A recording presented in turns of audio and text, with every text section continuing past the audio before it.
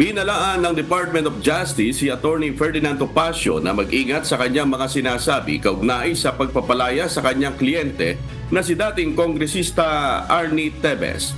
Tinawag na misleading, irresponsable at insulto ng DOJ ang naging pahayag ni Attorney Topacio matapos nitong sabihin na idineklarang iligal ng Timor-Leste Court ang pagkakakulong sa kanyang kliyente habang naghihintay ng extradition trial. Ayon kay DOJ spokesperson Miko Clabano, bahagi lamang ng proseso ng Pulisya Nasyonal ng Timor-Leste ang pagpapalaya at muling pag-aresto sa puganteng dating mambabatas. Binigyang diin din ito na naisumite nila ang lahat ng kailangan para sa request for extradition kay Tevez.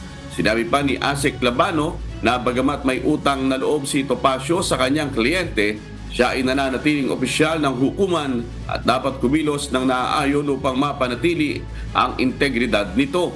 Tiwala rin ng DOH na magiging matagumpay ang extradition proceedings at maaari pa rin mapadeport si Tevez depende sa direksyon ng pamahalaan ng Timor-Leste sa pakipag-ugnayan sa Pilipinas.